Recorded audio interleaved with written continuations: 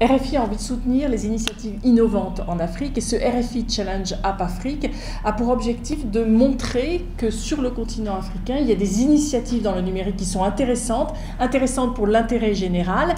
Et donc ça fait 3 ans qu'on a lancé ce concours. Le premier était sur les questions de santé, l'accès aux soins, comment faciliter l'accès aux soins, comment une application peut permettre de faciliter l'accès aux soins. Le deuxième a été sur l'éducation, comment favoriser l'éducation des filles. Et entre autres, là c'était une application qui a été récompensée qui permet de mieux apprendre à lire et à écrire.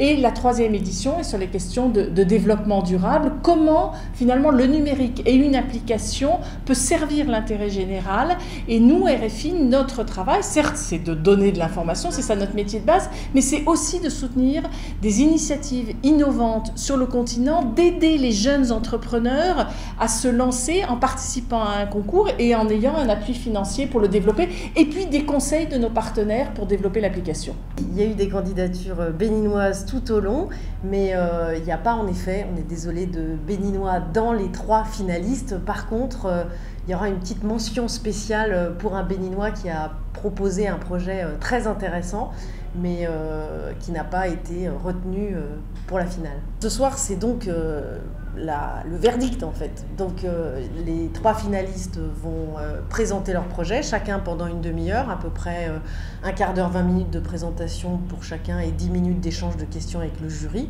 Et donc au bout d'1 heure et demie, nous allons délibérer et nous allons choisir qui sera le lauréat.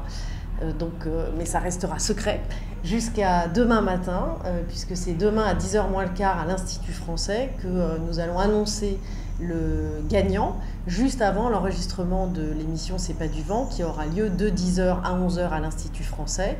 Et durant cette émission, vous pourrez voir les 3 lauréats qui seront présents. Alors, le grand vainqueur remporte 15 000 €.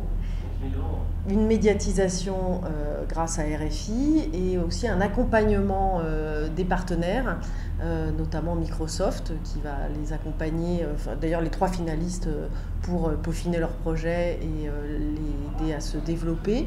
Et puis il y a aussi un suivi de la part de RFI, c'est-à-dire c'est pas juste un coup comme ça où on récompense un lauréat puis après on passe à autre chose. Les 2 lauréats des années précédentes ont eu des reportages, on essaye de voir ce qu'ils deviennent, comment dans le temps leur innovation évolue.